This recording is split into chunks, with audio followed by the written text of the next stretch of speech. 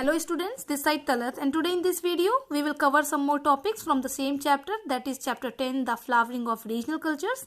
As in the previous video we have read about language कि किस तरह से इंडिया के अलग अलग रीजन्स में, अलग अलग पार्ट्स, अलग अलग एरियाज में अलग अलग लैंग्वेजेस को बोला जाने लगा, अलग अलग लैंग्वेजेस अलग अलग जगह different kind of languages emerge हुई.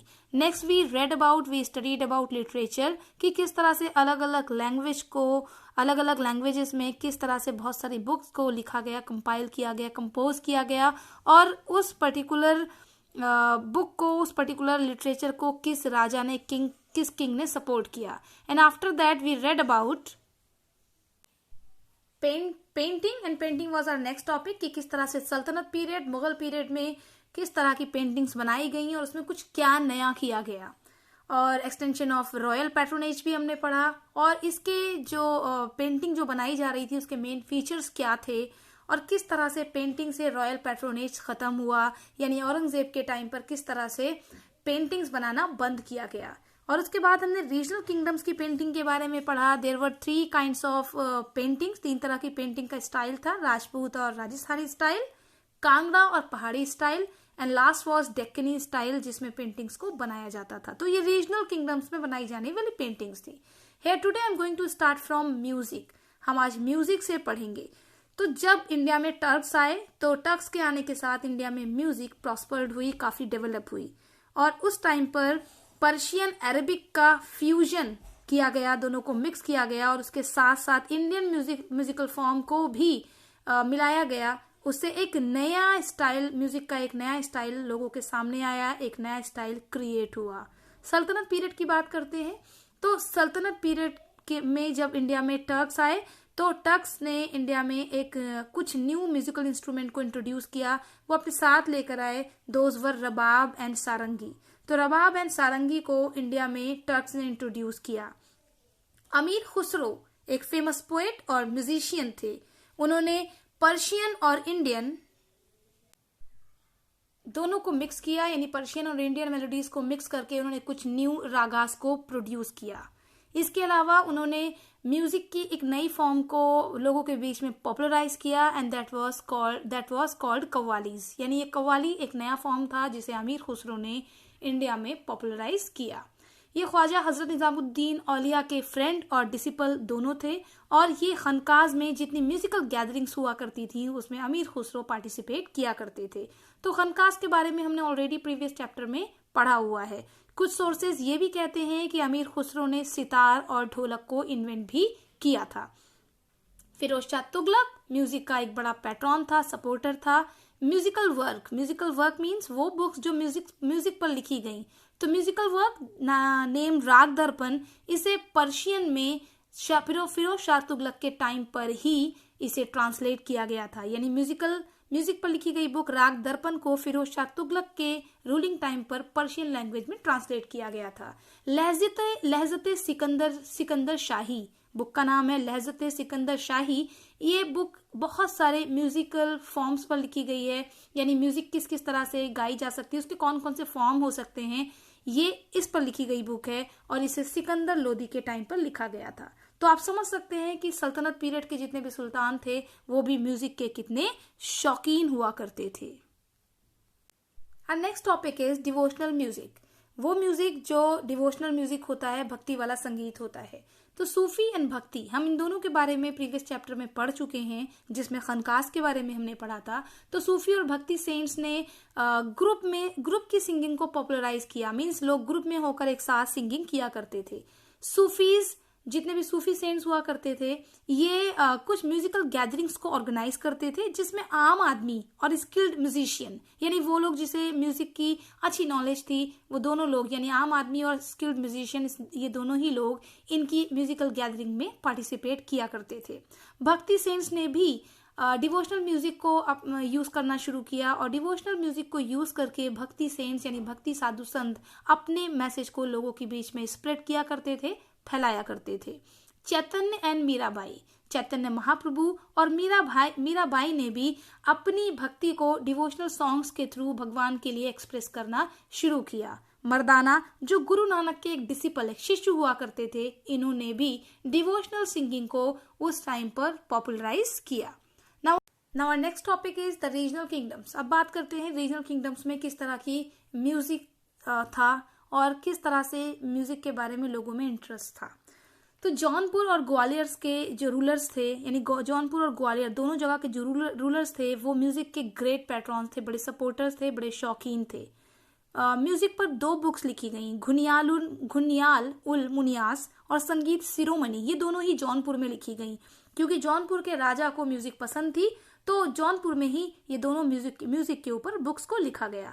सुल्तान हुसैन शाह शार्की ऑफ जौनपुर, यानी जौनपुर का राजा सुल्तान हुसैन शाह शार्की, इसे भी म्यूजिक में काफी इंटरेस्ट था, उसने काफी इंटरेस्ट लिया म्यूजिक में। ऐसा माना जाता है कि सुल्तान हुसैन शाह शार्की ने शायद कई राग को क्रिएट भी किया। राजा मान सिंह तोमर जो ग्वालियर के राजा थे, इन्हें भी म्यूजिक काफी पसंद थी, तो राजा मान सिंह तोमर ने भी म्यूजिक पर कुछ बुक्स लिखी।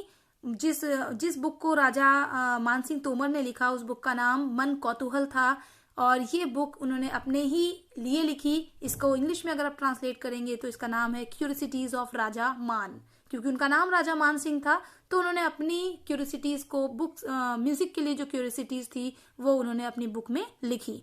कश्मीर में भी एक अलग तरह का बिल्कुल एक अलग तरह का डिफरेंट तरह का म्यूजिक डेवलप हुआ, और गुजरात और मालवा में भी म्यूजिक काफी प्रॉस्पर हुआ। तो ये बात थी रीजनल किंगडम्स की। Now next is the Mughal period. तो मुगल्स के टाइम पर किस तरह की म्यूजिक थी।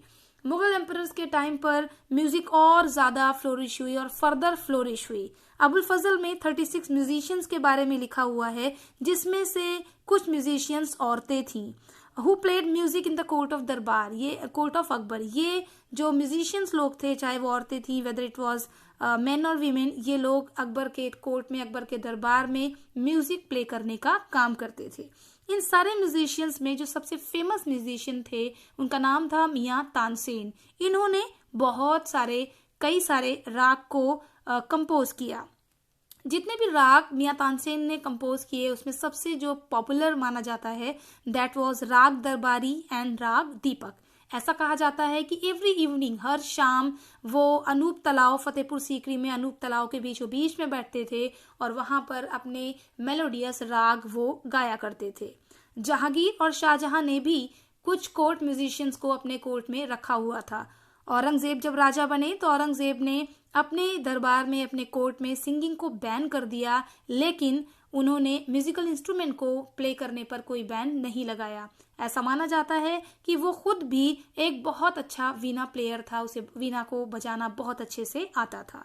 Several books on classical Indian music were written in Persian during his reign. Aurangzeb के टाइम पर बहुत सारी कुछ बुक्स को क्लासिकल इंडियन म्यूजिक पर कुछ बुक्स को लिखा गया, और ये बुक्स पर्शियन लैंग्वेज में औरंगजेब के टाइम पर लिखी गई थी।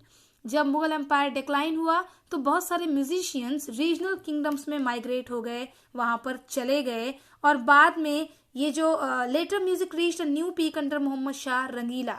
इसके बाद जब मोहम्मद शाह रंगीला का टाइम आया तो म्यूजिक न्यू पीक पर, नई ऊंचाइयों पर पहुंच गई। Now next topic is dance. अब बात करते हैं डांस की। तो इस पीरियड में, इस टाइम पर बहुत सारे क्लासिकल डांस इवॉल्व हुए, बहुत सारे क्लासिकल डांस डेवलप हुए।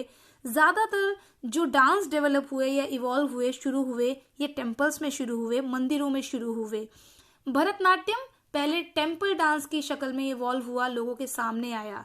इसे चोला रूलर्स ने काफी पैट्रोनाइज किया, यानी भरतनाट्यम को चोला राजाओं ने पैट्रोनाइज किया। कथकली, कुचिपुड़ी, उड़ीसी और मणिपुरी, ये इंडिया के अलग अलग पार्ट्स में इवॉल्व हुए, लोगों के सामने आए। So first under this we are going to read about is Kathak. हम कथक के बारे में पढ़ेंगे। नॉर्थ इंडिया में कथक एक डिस्टिंक्ट डांस फॉर्म की शक्ल में इवॉल्व हुआ। ये जो कथक वर्ड है, ये वर्ड कथा से लिया गया है, जिसका मीनिंग है स्टोरी।